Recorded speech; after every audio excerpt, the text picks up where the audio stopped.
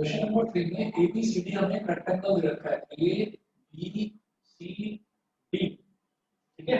ABCD एक rectangle दे रखा है और उसके बाद ये बोल रहे हैं PQR and S are midpoints of the side AB, BC, CD and DA respectively.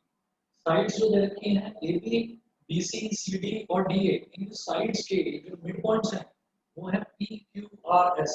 तो क्या करेंगे, आप देखिए ये AB साइड है, इसका मिड पॉइंट हो गया PQ, सॉरी P, BC का मिड पॉइंट हो गया Q, CD का मिड पॉइंट हो गया R और DA का मिड पॉइंट हो गया S। अब आप क्या करिए, PQRS इन्हें ज्वाइन कर दीजिए। मैंने P को Q से ज्वाइन कर दिया, Q को R से ज्वाइन कर दिया, R को S से ज्वाइन कर दिया और S को वापस P से ज्वाइन कर दिया, ठीक है। तो अब मुझे क्या प्रूव करना है, we have to prove that PQRS is a rhombus, ये चीज प्रूव करनी है। देखिएगा हम इसमें क्या करेंगे, जैसे पहले करा था बिल्कुल वही काम करना है।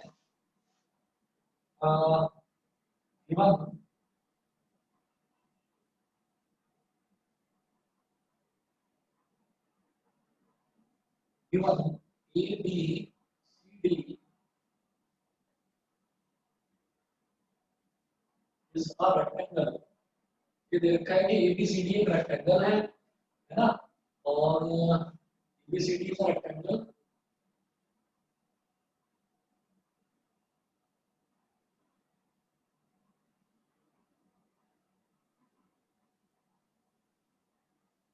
इसमें मिड पॉइंट दोनों अगर मैं यूज कर तो यूज करेंगे, ठीक है। ठीक है, ABCD is a rectangle. ABCD is a rectangle. It implies that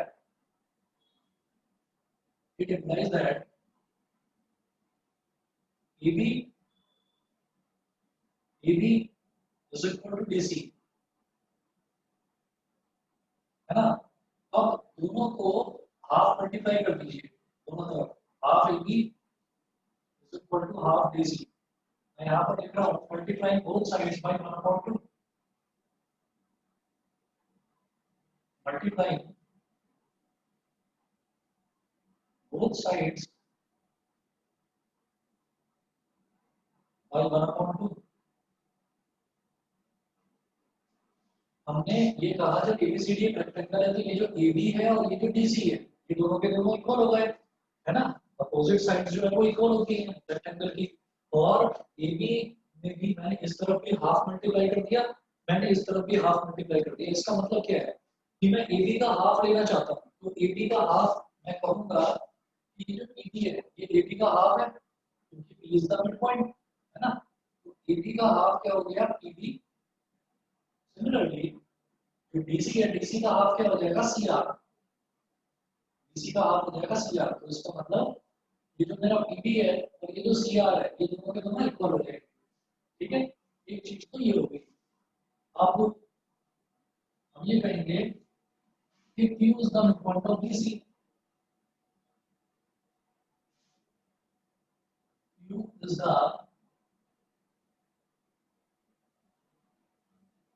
midpoint of BC। Q जो है वो BC का मिडपॉइंट है। इट मींस दैट ये जो BQ है और ये जो QC है ये दोनों इक्वल हो जाएंगे। It implies that PQ is equal to QC। इसको बोल दीजिए equation number 2। PQ is equal to CR, इसको बोल दीजिए इक्वेशन नंबर 1, ठीक है। और अब हम ये करेंगे, now in triangle CRQ, now in triangle CRQ, और ये देखिएगा बिकॉज ABCD एक रेक्टेंगल है तो इसके चारों एंगल्स 90 डिग्री के होंगे। ये भी 90, ये भी 90, ये भी 90 और ये भी 90, चारों एंगल्स 90 डिग्री के होंगे, है ना। तो देखिए इन ट्रायंगल CRQ, जब मैं ट्रायंगल CRQ की बात करता हूँ और ट्रायंगल DPQ की बात करता हूँ and triangle BPQ, triangle CRQ और ट्रायंगल BPQ, जब इन दोनों की बात करते हैं तो देखिएगा हम ये करेंगे CR is equal to BP, CR is equal to BP, reason में लिखिएगा फ्रॉम फर्स्ट इक्वेशन में CR is equal to BP हमने देखा था, CR is equal to BP, ये हो गया फ्रॉम फर्स्ट। उसके बाद नेक्स्ट में लिखूंगा कि CQ is equal to PQ, CQ is equal to PQ, यहाँ पर हम रीजन लिखेंगे फ्रॉम सेकंड। ये मैंने सेकंड इक्वेशन में देखा कि CQ is equal to PQ है, ये सेकंड इक्वेशन में देखा। फिर मैं नेक्स्ट बोलूंगा कि ट्रायंगल CRQ में मैं कहूंगा angle QCR, angle QCR is equal to angle QBP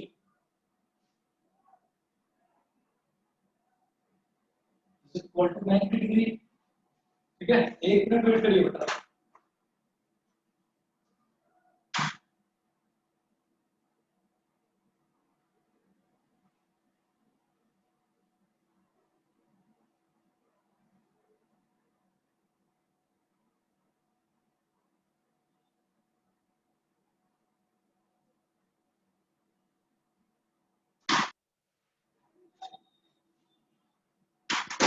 तो इसमें क्या बोलेंगे कि ये हो गई साइड और ये हो गया एंगल और ये हो गई साइड, तो बाई साइड एंगल साइड हमारा ये ट्रायंगल और ये ट्रायंगल दोनों कॉन्ग्रुएंट हो जाएंगे।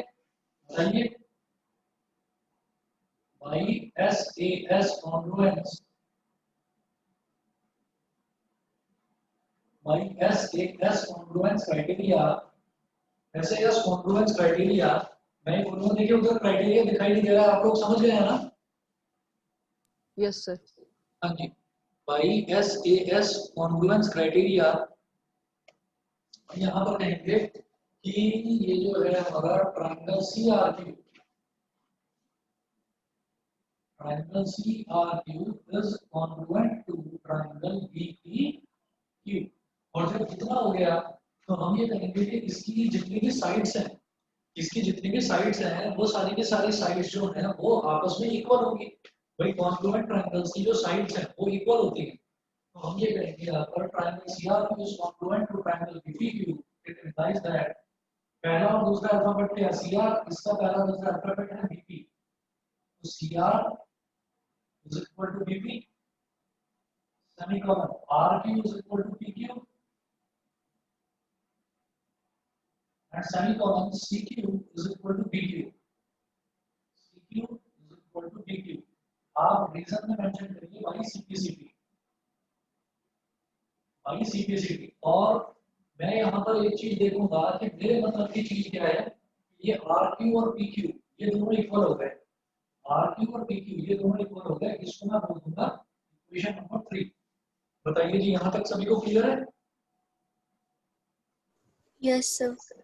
ठीक है जी। उसके बाद हम करेंगे एक छोटा सा कंस्ट्रक्शन, कंस्ट्रक्शन करिएगा।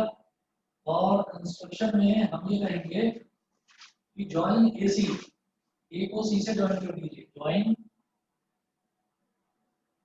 AC, यानी A को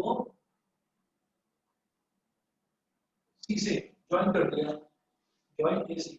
अब इसमें जब A को C से ज्वाइन कर दिया तो हम बोलूंगा in triangle DAC,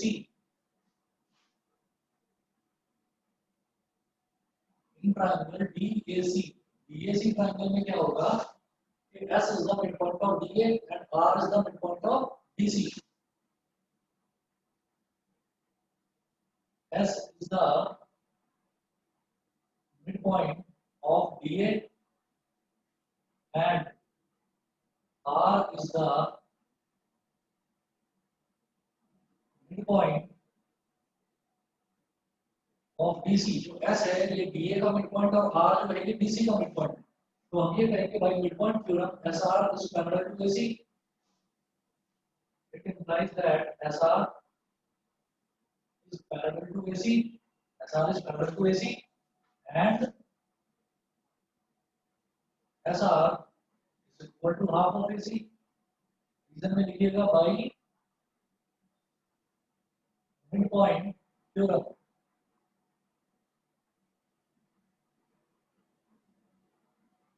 by mid point theorem, ये हो गया। उसके बाद मैं कहूंगा नाउ ये वाली जो मेरी इक्वेशन बन गई S R is parallel to AC, S R is equal to AC, इसको आप बोल देंगे इक्वेशन नंबर 4। फिर हम बोलेंगे now in triangle BCA,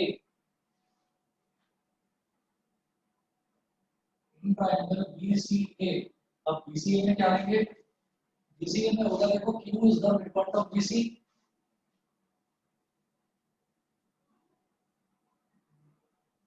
Q is the midpoint of BC and P is the midpoint of BA. P is the midpoint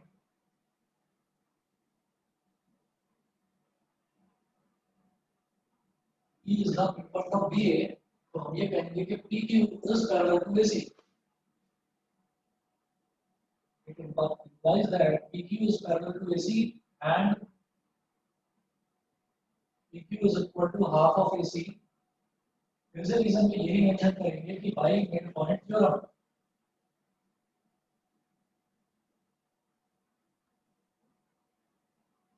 by mid point theorem.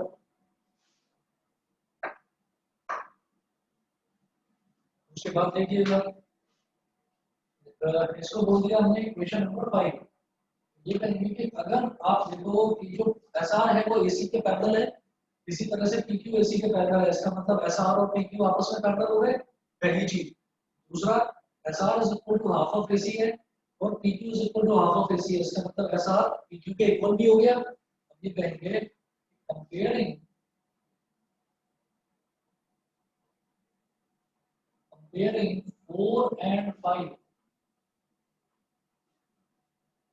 SR is parallel to PQ, SR is parallel to PQ and SR is equal to PQ, है ना। SR PQ के parallel है और SR PQ के equal है, तो हम बोलेंगे सो PQRS is a parallelogram। अगर किसी भी क्वाड्रिलेटरल की अपोजिट साइड इक्वल भी होती है और पैरेलल भी होती है तो मैं उसको बोल देता हूँ कि वो एक पैरेललोग्राम है। तो PQRS is a parallelogram। PQRS मेरे पास पैरेललोग्राम प्रूव हो गया। इसके बाद देखिएगा नेक्स्ट, अब ये पैरेललोग्राम प्रूव हुआ है, लेकिन मुझे प्रूव क्या करना था, मुझे प्रूव करना था कि PQRS is a rhombus, मुझे rhombus प्रूव करना था। तो अब आप यहाँ पर यूज करेंगे क्या, इक्वेशन नंबर 3। मैं कहूँगा from equation 3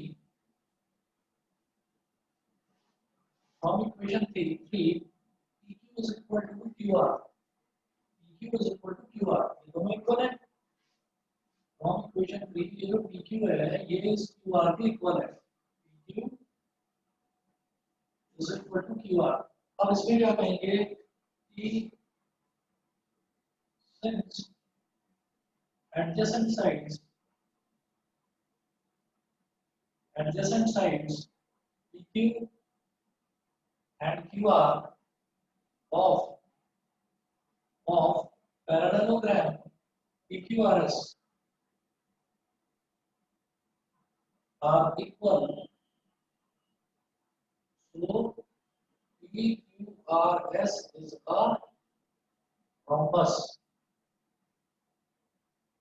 PQRS is a rhombus। बताइए समझ में आ गया। Yes, sir. अगर कोई भी rhombus होता है, सॉरी पैरेललोग्राम होता है, पैरेललोग्राम की अपोजिट साइड्स तो इक्वल होती ही है, तो PQ तो SR के इक्वल है, PS RQ के इक्वल है। अगर बाजू वाली साइड एडजेसेंट साइड्स भी इक्वल हो जाए तो हम ये बोलेंगे कि इस पैरेललोग्राम की सारी साइड इक्वल हो गई। भाई ये इसके इक्वल है ना, और ये इसके इक्वल आ गई, तो इसका मतलब ये और ये तीनों इक्वल और ये इसके इक्वल है क्योंकि पैरेललोग्राम है, तो इसका मतलब चारों साइड्स इक्वल हो गई। तो चारों साइड्स इक्वल होते ही ये क्या हो गया, ये एक रोम्बस हो गया। बताइए क्लियर है, अनमोल क्लियर है? Yes, sir. शिवांश तुम बताओ। सर क्लियर है। ठीक है, दिव्यांशी Yes, sir. Clear. ठीक है, तो नेक्स्ट करवाता हूँ, बस 1 मिनट रुकिए, नेक्स्ट करा दूँ क्वेश्चन। अच्छा, आप में से किसी को ये मिड पॉइंट थ्योरम मुश्किल तो नहीं लग रहा है?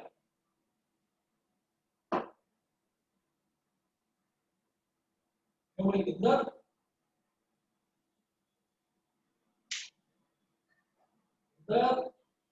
Yes, sir. नहीं कह रहा हूँ, मिड पॉइंट थ्योरम मुश्किल तो नहीं लग रहा है? No, sir. यही गड़बड़ हुई है आप लोगों के साथ, ये आप लोगों के साथ गड़बड़ हो गई कि जो आसान आसान टॉपिक्स थे वही हटाए गए हैं। वो जो 30% सिलेबस हटाया है ना, उसमें आसान आसान टॉपिक्स ही हटाए हैं। अब ये मिड पॉइंट थ्योरम हटा दिया, इससे पहले वाली जो एक्सरसाइज थी वो इससे ज्यादा टफ थी, वो नहीं हटाएंगी, वो नहीं हटाई इन्होंने ये हटा दिया मिड पॉइंट थ्योरम जो ज्यादा आसान था। चलिए खैर कोई बात नहीं, अब तो जो है वो करना ही है, और आप ये सारी ही चीजें करें क्योंकि आपका सिलेबस ऑन टाइम है, सिलेबस ठीक से कवर हो रहा है, तो आप इसको करिए। चलिए जी, अब इसके बाद देखते हैं क्वेश्चन नंबर 4। क्वेश्चन नंबर 4 में दिया है ABCD is a trapezium in which AB is parallel to BC, BD is a diagonal, and E is the midpoint of AD. E is the midpoint of AD. A line is drawn through E parallel to AB, intersecting BC at F. Show that F is the midpoint of BC. मुझे लगता है आप लोग समझ गए होंगे इस question को, क्योंकि ऐसा मैंने एक एग्जांपल भी करा था और कर लेंगे, इसमें कोई प्रॉब्लम आएगी। देखिए क्वेश्चन नंबर 4 में जो फिगर है वो फिगर हमको दे रखी है।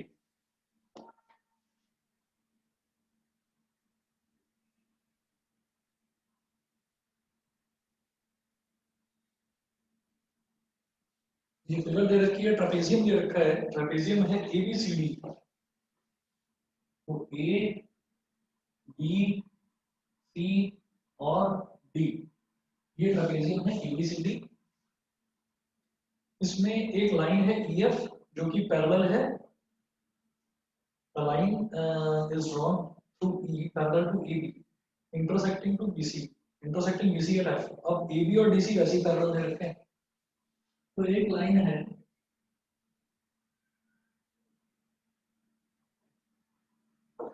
ये वाला पॉइंट है E और ये वाला पॉइंट है F, E F, और एक डायगोनल दे रखा है, इसमें BD is a diagonal.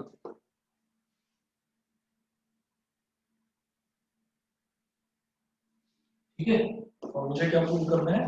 Show that F is the midpoint of BC। Given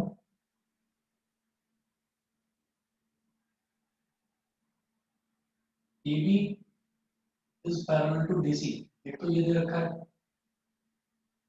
EF parallel to AB ये दे रखा है, फर्स्ट पॉइंट ये दे रखा है, सेकंड पॉइंट ये दे रखा है, फिर E is the midpoint of AD, E is the midpoint of AD, E is the midpoint of AD ये दे रखा है। ठीक, ये तीन चीजें मुझे दे रखी हैं, प्रूव क्या करना है? To F is the midpoint of BC। F जो है वो BC का मिड पॉइंट है, मुझे ये चीज प्रूव करनी है। F is the midpoint of BC। दिखाई दे रहा है सभी को? F is the midpoint of BC। ठीक है, अच्छा करीमा क्वेश्चन क्लियर है? Yes, sir. ओके, अब देखते हैं एक ट्रायंगल जो दे रखा है यहाँ पर, मैं इसकी बात करता हूँ। In triangle DAB, in triangle DAB, DAB में मैं बोलूंगा E is the midpoint of DA, E is the midpoint of DA। एक तो ये दे रखा है E is the midpoint of DA। दूसरा ये वाला जो बीच का पॉइंट है ना बेटा, इसको G बोल दो आप, G। ठीक, जब EF AB के पैरेलल है तो इसका मतलब EG भी AB के पैरेलल है, यहाँ लिख लीजिए EG पैरेलल टू AB और रीजन में since EF is parallel to AB, EG is parallel to AB। Reason में क्या है कि EF जो है वो भी AB के पैरेलल है। तो अब आप ये देखिएगा, जब EG AB के पैरेलल हो गया, EDA का मिड पॉइंट हो गया, तो G is the midpoint of DB। Therefore, G is the midpoint of DB। और रीजन में हम लिखेंगे क्या, by converse of midpoint theorem, by converse of midpoint theorem. सभी को दिखाई दे रहा है? नहीं, मिटा देता हूं इसको, मैं आगे कर देता हूं।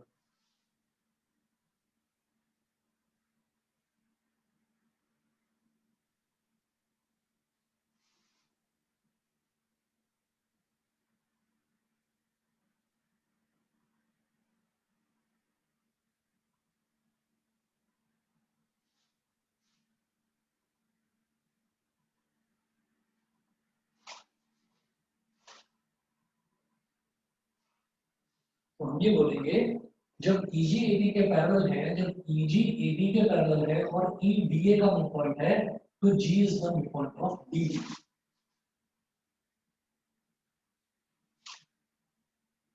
Therefore, G is the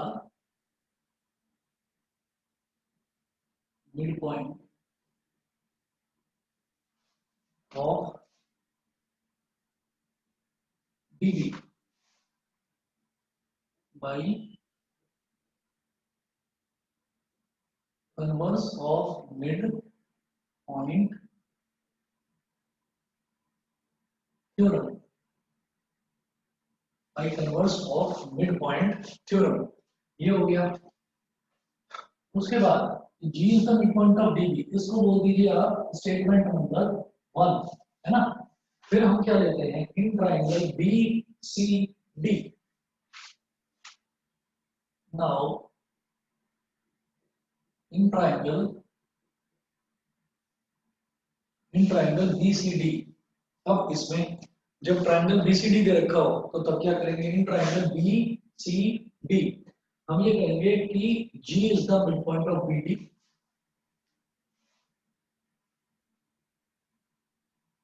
G is the midpoint of BD। Reason में लिखना फ्रॉम फर्स्ट स्टेटमेंट में मैंने यही चीज प्रूव करी है कि G is the midpoint of BD। पहले तो ये हो गया। उसके बाद हम ये कहेंगे कि GF is parallel to DC, GF is parallel to DC। Reason में लिखेंगे since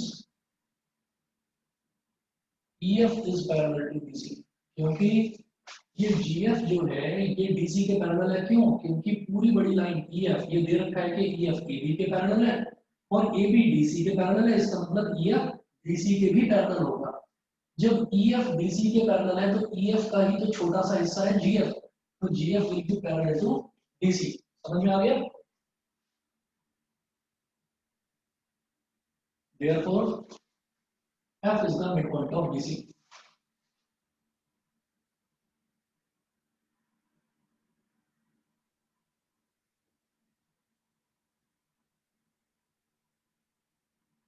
F is the midpoint of BC। Reason by converse of midpoint theorem।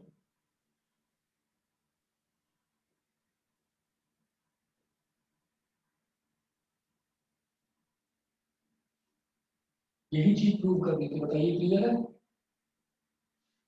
Yes sir. समझ गए? आदित्य समझ में आ गया? आदित्य? Yes, sir. ठीक है। और न्यासा? Yes, sir. ठीक है। प्राजक्ता? Yes, sir. युग? Yes sir. ठीक है बेटा। तो ये क्वेश्चन नंबर 4 हुआ। क्वेश्चन नंबर 4 के बाद में देखते हैं क्वेश्चन नंबर 5। क्वेश्चन नंबर 5 में दे रखा है in a parallelogram ABCD E and F are the midpoints of side AB and CD respectively. एक पैरेललोग्राम दे रखा है हमको ABCD और फिगर दे रखी है और इन्होंने बोला show that the line segments AF and EC trisect the line segment BD. AF और EC trisect the line segment BD. अभी देखते हैं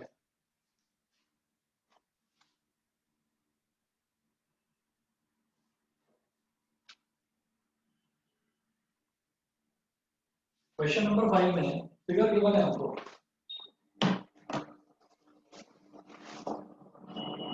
तो पैरेललोग्राम दे रखा है ABCD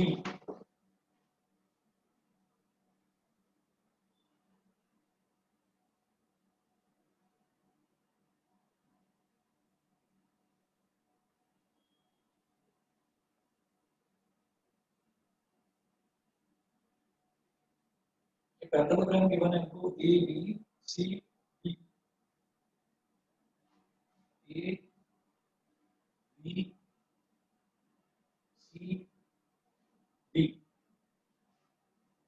अब ABCD ये पैरेललोग्राम है फिर इन्होंने बोला कि E and F are the midpoints of side AB and CD respectively. AB का midpoint है E और CD का midpoint है F. ठीक है ये F हो गया CD का midpoint और अब A को F से जोड़ दिया और C को E से जोड़ दिया. A को तो F से जोड़ दिया ऐसे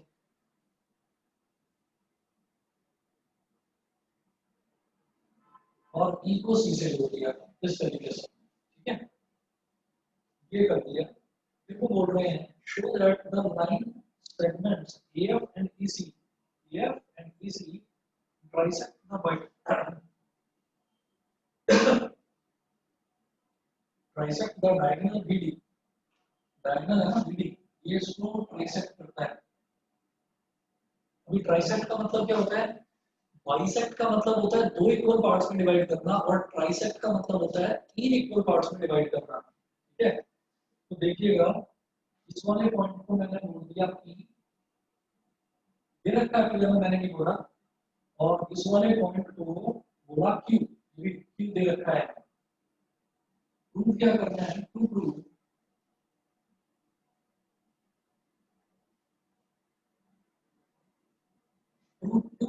DP is equal to PQ is equal to QB. DP is equal to PQ is equal to QB. ये चीज प्रूव करनी है.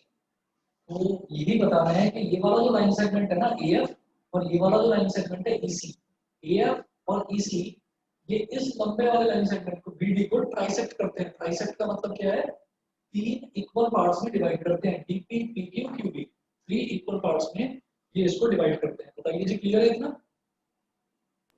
Yes, sir. है ना. अब जरा देखिएगा अब मैं इसमें क्या करने वाला हूँ यहाँ पर आप ये देखिएगा कि मुझे एक तो दे रखा है कि F इसका मिड पॉइंट है और ये दे रखा है कि ये पैरेललोग्राम है. तो हम क्या यूज करेंगे इसमें फंडा कि काम हमारा हो जाए F इसका मिड पॉइंट है ना. हाँ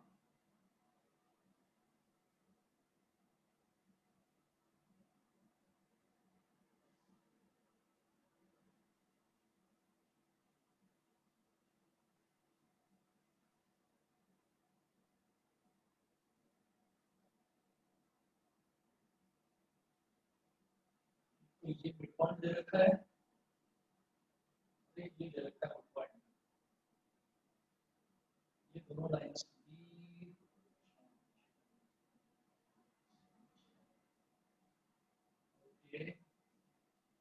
चलिए जी एक देखते हैं इसमें चीज ये मेरे को ABCD पूरा का पूरा पैरेललोग्राम दे रखा है. तो अब इस पैरेललोग्राम की प्रॉपर्टी को यूज करते हैं.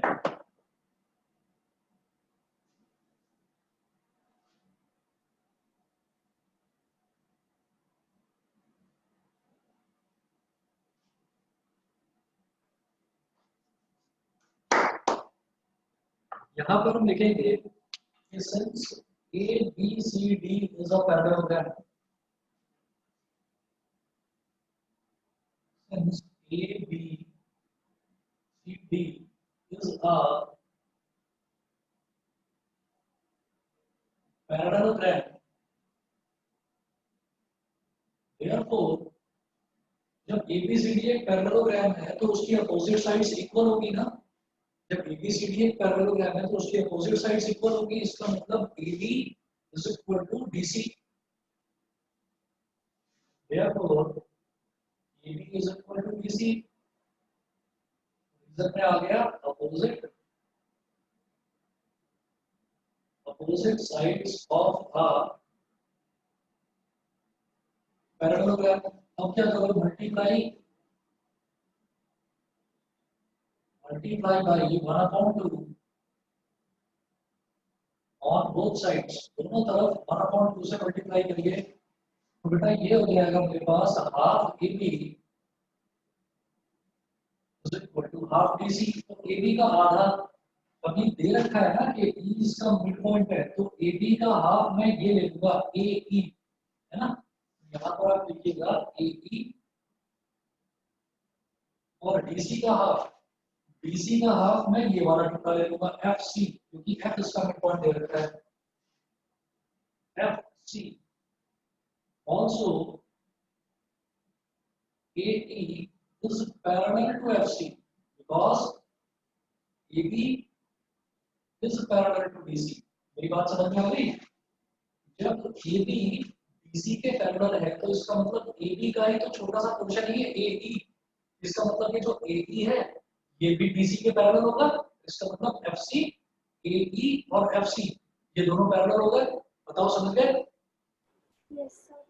अब देखिए AE और FC पैरेलल भी हैं, AE और FC इक्वल भी हैं, AE और FC पैरेलल भी हैं, AE और FC इक्वल भी है। तो क्या हो गया, AECF is a parallelogram. Therefore AECF is a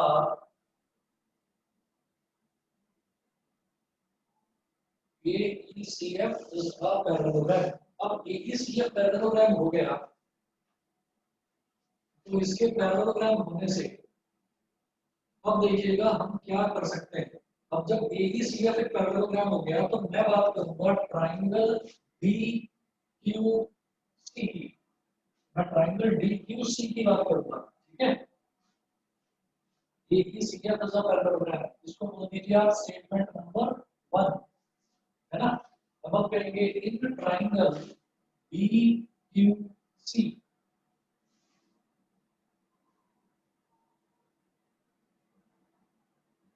DQC triangle DQC में हम कहेंगे F is the midpoint of DC and EF is parallel to QC।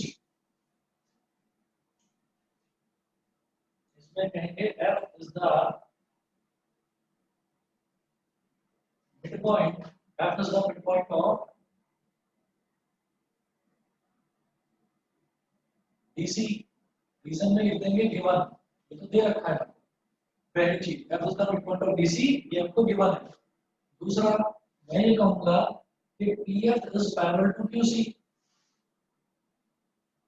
PF is parallel to QC because AECF is a parallelogram। Reason में बस ये लिख देना AECF is a parallelogram। क्यों, आप देखिएगा AECF एक पैरेललोग्राम है तो ये जो AF है और EC है ये भी तो पैरेलल होगा, और जब ये दोनों पैरेलल हो गए तो AF का ही तो छोटा सा हिस्सा है PF और EC का ही तो छोटा सा हिस्सा है QC, तो PF और QC ये दोनों भी पैरेलल हो गए। बताइए मेरी बात क्लियर है सभी को, बताओ बताइए शिवांश, ये समझ में आ गया कि मैंने किचन में लिखा AECF इज अ पैरेललोग्राम, इसका मतलब AF और EC ये पैरेलल होगा। जब AF और EC पैरेलल है तो AF का छोटा सा हिस्सा PF और EC का छोटा सा हिस्सा QC, तो PF और QC भी पैरेलल हो गया। तो इन ट्रायंगल DQC यहाँ पर F is the midpoint of DC and PF is parallel to QC, इसका मतलब P is the midpoint of DQ। बताओ। यस अच्छा, सर। समझ गए? ठीक है, तो अब मैं बोलूंगा यहाँ पर, मैं इस तरफ कर रहा हूँ, लास्ट में देखिएगा।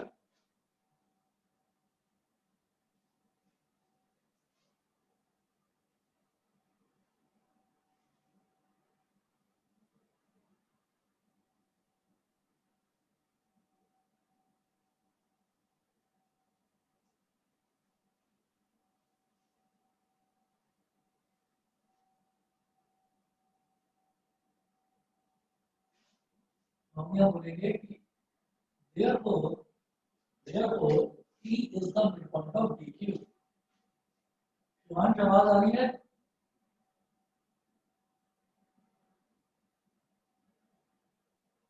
Shivansh, Yes, sir. समझ में आ रहा है? Yes, sir, आ रहा है। कोई चीज प्रॉब्लम आया करे शिवांश तो पूछ लिया करो बीच में रुक कर, ठीक है? ठीक है सर, पूछ लूंगा। Okay, by converse of mid point theorem, P is the midpoint of DQ। P जो है वो DQ का midpoint है। अच्छा जी, इतना हो गया। तो ये जो मेरी स्टेटमेंट आई ना, P is the midpoint of DQ, इसको आप बोल दीजिए स्टेटमेंट नंबर 2। अब मैं क्या करूंगा, अब एक काम करते हैं, अब दूसरा ट्रायंगल लेते हैं। अब हम ट्रायंगल लेंगे PAB। Now in triangle PAB, तो ट्रायंगल PAB की जब हम बात करेंगे, या एक काम करो, इसको लिखो BPA। हाँ, ऐसे लिखो इसको। वैसे तो कोई प्रॉब्लम नहीं है, पर फिर भी आप ऐसे लिखो, ट्रायंगल BPA। तो इसमें एक चीज समझने में आसानी रहेगी, BPA, तो एक साइड तो होगी BP, एक साइड होगी BA। E is the midpoint of BA and EQ is parallel to AP। समझ गए भाई? जब ये AECF एक पैरेललोग्राम है, तो ये जो AF है और EC है, ये दोनों के दोनों पैरेलल होंगे। जब ये दोनों पैरेलल हैं तो EC का ही तो छोटा सा हिस्सा है EQ, और AF का ही तो छोटा सा हिस्सा है AP। तो EQ और AP ये दोनों भी पैरेलल हो जाएंगे, ठीक है? मैं कहूंगा in triangle BPA, E is the midpoint of BA, E is the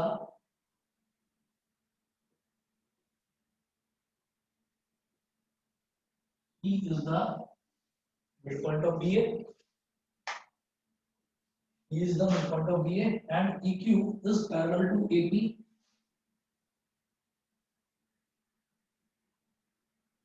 and EQ is parallel to AP, EQ is parallel to AP। तो यहाँ पर हम कहेंगे कि रीजन में because AECF is a parallelogram, है ना? ये आप समझ ही चुके हैं। तो फिर क्या होगा कि भाई E तो BA का मिड पॉइंट है, EQ और AP पैरेलल हैं, तो Q will be the midpoint of BP। It implies that Q is the midpoint of BP। Q जो है वो BP का मिड पॉइंट हो गया, और रीजन में क्या लिखेंगे, by converse of mid point theorem. Garima, समझ में आ रहा है? Yes, sir. ठीक है, by converse of mid point theorem. ये करने के बाद में मैंने इस वाले स्टेटमेंट को P is the midpoint of BP, उसको मैंने 2 बोला था, Q is the midpoint of BP, इसको मैं बोल देता हूँ 3, और मैं यहाँ मेंशन करता हूँ फ्रॉम 2 and 3। सेकंड और थर्ड, इन दोनों को देखते हुए मैं क्या कह सकता हूँ, जब मैंने कहा P is the midpoint of DQ, P DQ का मिड पॉइंट है, इसका मतलब DP is equal to PQ। DP is equal to PQ and third में मैंने कहा Q is the midpoint of BP. Q is the midpoint of BP. इसका मतलब PQ is equal to QB. और आप ये देखिए DP भी PQ के इक्वल है और QB भी PQ के इक्वल है, तो तीनों इक्वल हो गए. DP is equal to PQ is equal to QB. बताइए समझ में आ गया? DP is Yes, equal to PQ is equal to QB. यही चीज प्रूव करनी थी. ठीक है?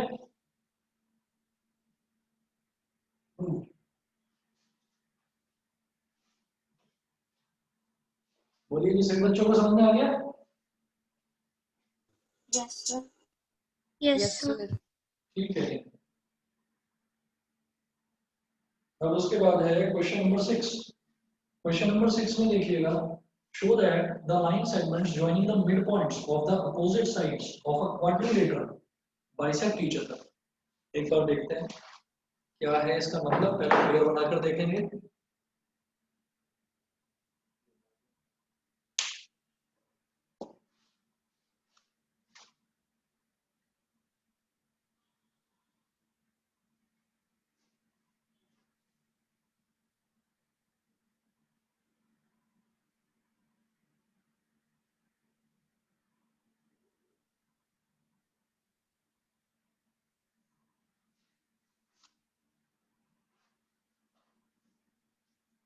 Show that the line segments joining the midpoints of the opposite sides of a quadrilateral. तो पहले तो ये quadrilateral बना लो कैसा भी. ठीक है, कोई पैरेललोग्राम रेक्टेंगल वगैरह कुछ नहीं दे रखा.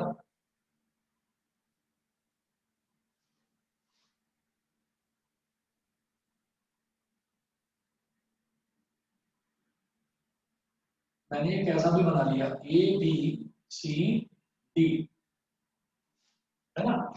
अब देखिएगा इसमें हम क्या करेंगे. Show that the line segment joining the midpoints of the opposite sides of a quadrilateral. Opposite sides इसकी कौन सी हो गई, एक तो ये और एक ये, ऐसे ही एक ये और एक ये. Show that the line segments joining the midpoints of the opposite sides of a quadrilateral bisect each other. मतलब मैंने इसको इससे ज्वाइन कर दिया और इसको इससे ज्वाइन कर दिया. ये शो करना है कि ये जो लाइन सेगमेंट है ये एक दूसरे को बाइसेक्ट करती हैं. ए बी सी डी, उसको बोल दो पी क्यू आर और एस, और ये जो बीच वाला पॉइंट है इसको बोल दो ओ. मुझे प्रूव क्या करना है, एक तो मुझे ये प्रूव करना है कि R O is equal to P O, पहली चीज. दूसरा दूसरा मुझे प्रूव करना है कि Q O is equal to S O. ठीक है, ये क्वेश्चन हिंट दे के छोड़ूंगा मैं, आप लोग करेंगे. ठीक है, और मैं बताता हूँ इसमें क्या है. देखिएगा, कोई भी क्वाड्रिलेटरल मुझे दे रखा हो और उस क्वाड्रिलेटरल के मिड पॉइंट्स दे रखे हो, उनको ज्वाइन कर लो. मैंने पी क्यू को ज्वाइन कर दिया, मैंने क्यू आर को ज्वाइन कर दिया, मैंने एस आर को ज्वाइन कर दिया और मैंने पी एस को ज्वाइन कर दिया. मेरी बात समझ में आ गई सभी को? हाँ, मैंने P Q Q R R S S P इनको ज्वाइन कर दिया. इनको ज्वाइन करने से क्या हुआ, आप ये देखिएगा कि ये P जो है ये AB का मिड पॉइंट है और Q जो है वो BC का मिड पॉइंट है. ठीक, और अब आप क्या करो, अब आप एक लाइन सेगमेंट ऐसे AC ये यहां से निकाल दो ऐसे, तो सीधा सीधा आप समझते हैं कि Q इसका मिड पॉइंट है, P इसका मिड पॉइंट है. इसका मतलब ये जो है PQ ये AC के पैरेलल हो जाएगा और it will be equal to half of AC. ये समझ में आता है? ऐसा कई क्वेश्चंस में कर चुके हैं. बताओ, अरे बताओ. Yes, हाँ या ना, समझ में आ गया प्राजक्ता? Yes, sir. ठीक है, अब इसी तरीके से देखिए इसमें ट्रायंगल DAC में S जो है वो DA का मिड पॉइंट, R जो है वो DC का मिड पॉइंट, तो SR is parallel to AC and SR is equal to half of AC. इसका मतलब क्या हो गया कि SR is equal to PQ and SR is parallel to PQ। तो PQRS इज अ पैरेललोग्राम, ठीक है। और ये जो PR है और ये जो SQ है, ये क्या है? ये डायगोनल्स है ना पैरेललोग्राम के, and diagonals of a parallelogram bisect each other. हो गया प्रूफ। तो बेसिकली ये वही है जो क्वेश्चन मैंने क्वेश्चन नंबर 2 देखा इसी एक्सरसाइज का। इसमें इन्होंने कंफ्यूज करने के लिए आपको ये कह दिया कि कोई पैरेललोग्राम नहीं दे रखा अंदर, कोई डायग्राम ये वाला नहीं दे रखा, कोई डायगोनल का जिक्र नहीं करा। इन्होंने कहा कि कोई भी क्वाड्रिलेटरल है, उसका मिड पॉइंट यहाँ, उसका मिड पॉइंट यहाँ, इन मिड पॉइंट्स को ज्वाइन करो, इन मिड पॉइंट्स को ज्वाइन करो, अपोजिट साइड के मिड पॉइंट्स एक दूसरे को बाइसेक्ट करते हैं। कैसे होगा? आप PQRS को ज्वाइन करो, PQRS को ज्वाइन करो, तो वो ऑटोमेटिकली आप प्रूव कर लेंगे कि वो एक पैरेललोग्राम है and the diagonals of a parallelogram bisect each other. कर लेंगे इस क्वेश्चन को? बताओ अक्षर, हो Yes, गया sir. क्या? अनमोल, कर लेंगे? Yes, sir. ठीक है जी, ये दो क्वेश्चन छोड़ रहा हूँ मैं, क्वेश्चन नंबर 6 और 7। क्वेश्चन नंबर 6 और 7 आप लोग करिएगा, करके होमवर्क मुझे भेजिएगा, ठीक है। होमवर्क मुझे भेजिएगा और ग्रेविटेशन की तैयारी करो। ग्रेविटेशन में कोई भी डाउट आए मेरे से कल पूछो। मंडे को आपको आपका ग्रेविटेशन का टेस्ट होगा, ठीक है ना। और ये दो क्वेश्चंस दे रहा हूँ, बस ये दो क्वेश्चंस आपको करने हैं। चलिए जी बेटा, फिर आज के लिए इतना ही। Okay, sir. Thank you, sir. Okay.